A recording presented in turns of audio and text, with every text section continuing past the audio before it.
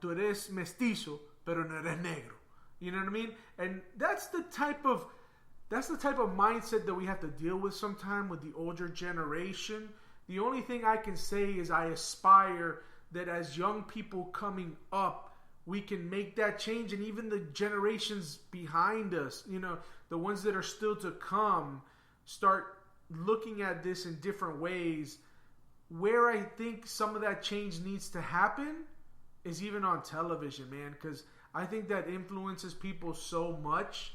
When you look at telenovelas, when you look at las películas en español, the leading person is usually a light-skinned person. Sometimes they have lighter features in terms of their eye color and stuff like that. And I remember thinking to myself, when I was a kid, I was like, wow, do all Mexicans look like the people in the telenovelas? And I was like, it doesn't look like any of the Mexicans I know. So is that a misrepresentation of who we are as a people when we constantly keep putting lighter skinned people in the forefront, saying this is who we are? It is a false representation, because the fact is that we all come in different colors, even within our families. Just we are always proud, a lot of us, about the fact that our own families are mixed. You can have one family that has one black child, and then you have a sibling that's light skinned, another sibling that's somewhere in the middle. The thing is that that's what the real world looks like, not what like the telenovelas portray.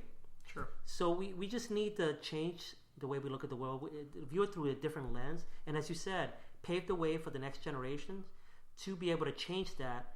And it's done through the generations, through conversations. And I know we've seen some of these changes.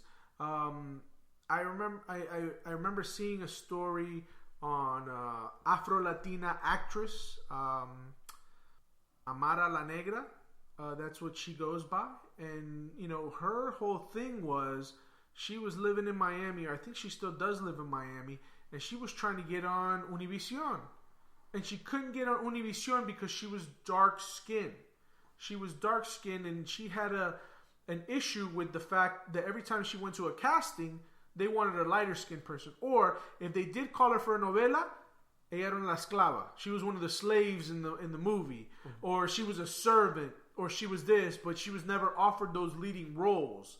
I hope that Hollywood is listening.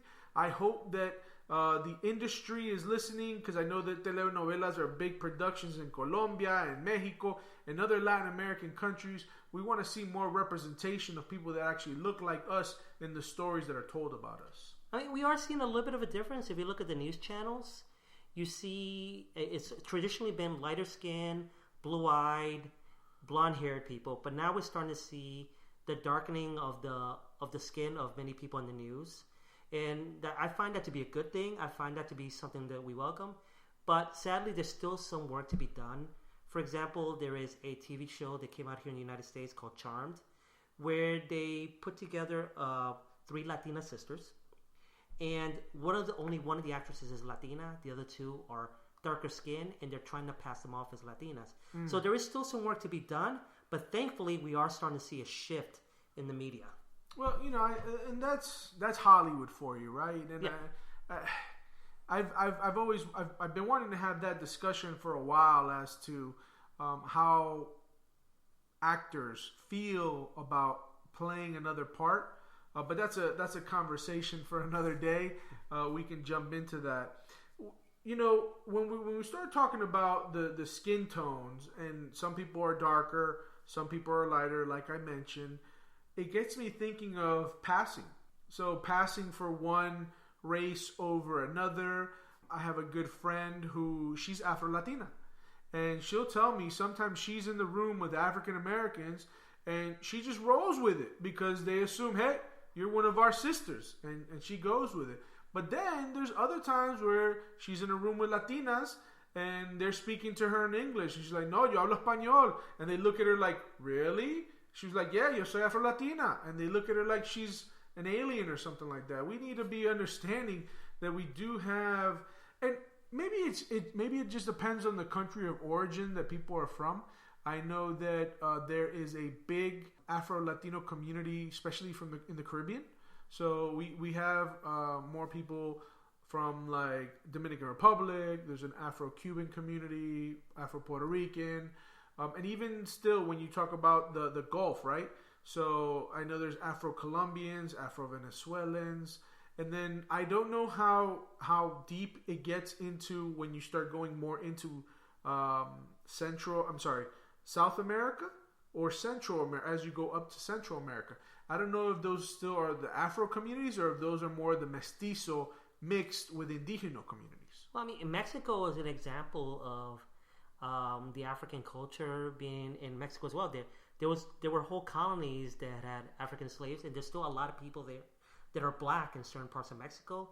One thing that many people don't realize is that mambo, which is one of the precursors of salsa, one of the places it originated was actually in Mexico with Pérez Prado. So that culture was there as well. Yeah. No, and something interesting that I found out the other day, and I found it fascinating, cumbia. The cumbia dance comes from the dance of slaves, from when they used to shuffle their feet. So when people are dancing cumbia and it's like, and they do the feet shuffle, it's from when they had chains on their feet. And they would just find a way to move around. Mm-hmm. I found that super interesting. I didn't know that until, I started looking at something and I said, wow, that's interesting the way they talk about it. Yeah, I mean, the Puerto Rican plena is considered the singing newspaper. It's the way that people the slaves used to pass news around the island. So just the kinds of things that we need to learn about our own cultures and of our neighbors. But you mentioned earlier your black friend and how she sometimes passes as black when she's around African Americans. I have a sister who's light skinned. She could be considered white passing, and she started working at a restaurant once, and all the Latinos were talking about her and how beautiful she was in Spanish. They did not realize that she spoke Spanish. At the end of the day, she just said, "Gracias por todo lo que están diciendo." And they were all like, "Wow, usted habla español." And they didn't realize that she spoke Spanish, and so she told them her own heritage. That's funny. That happens. That's funny.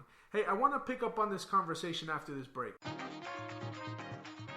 That segment of the LatinX Point of View podcast was brought to you by L5 Consultants, a company committed to helping bridge cultural differences. You can find them on Twitter at L5 Consultants or on the web at l5online.com. Hector, as we move into this next segment, I want to explore language and how we use language amongst Hispanic Latinos, amongst our communities, how language is affected and reflected, how we can refer to others in negative ways because of skin tones or features. I remember growing up, if someone wanted to insult someone else, they would call them an indio, an indigeno, una tiraflecha, un negro, something like that. And it's not something that I would commonly use, but these were things that you heard. And whether we heard it from adults who were older than us and then kids start repeating these things, these are things that you say to injure someone else because of their complexion, because of some of their facial features. Sometimes it's because of their hair. So tell me a little bit about language and what you think about the language that we use and how we use it to affect others. I know that myself, I grew up with the Ecuadorian side of my family referring to indigenous people as cholos. And I've also heard that from some of my Mexican friends. But it's, to put down somebody, saying that they're of native blood. But I've also seen how the evolution of these words has tended in the direction of positivity lately. For example, con somebody negro. In certain Latin American countries, especially in the Caribbean, con somebody negro is like saying sweetie. Yeah. My father used to refer to my sister and me as his little indios, which is on the surface kind of offensive, but at the same time, it was a term of endearment. Just the way we use those words, once we reclaim them, we can make them into something positive. I guess I was looking at it from the standpoint. I remember that I had a neighbor, interesting gentleman. He was in his late 80s, and he was dark as charcoal, right? Afro-Cuban, he and his wife.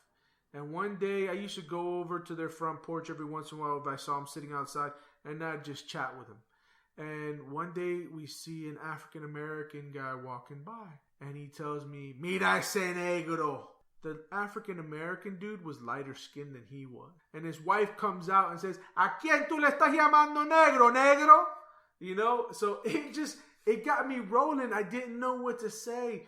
But for him, he said, yo no soy negro, yo soy cubano. You know, he saw it as, I'm Cuban, I'm not black. I found that super interesting.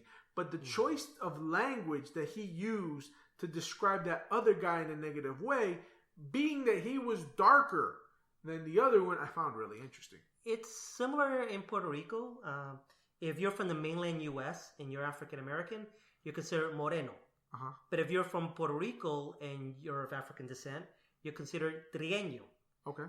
So there's a difference in culture and a viewing of somebody from the U.S. of a different culture as well, saying that they're different. Sure. You know, one of the things that I wanted to get into as we wrap up this episode is the complex that some people have over their skin tones, right?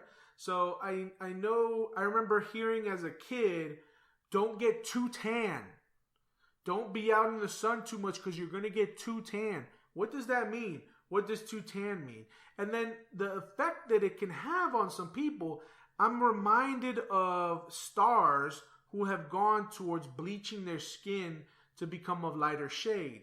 Sammy Sosa, one of the great baseball players for the Chicago Cubs, now looks pale because he's done treatments to his skin to make himself lighter. I know that this is very commonplace among some people who have felt a certain way because of how they've been shamed over the years of their skin tone. And I'm just wondering, what can we give someone who might be feeling that way listening to this episode a positive reinforcement of who they are? Remember that you're beautiful. No matter who you are, what you look like, you're beautiful. Never let anybody dictate who you are.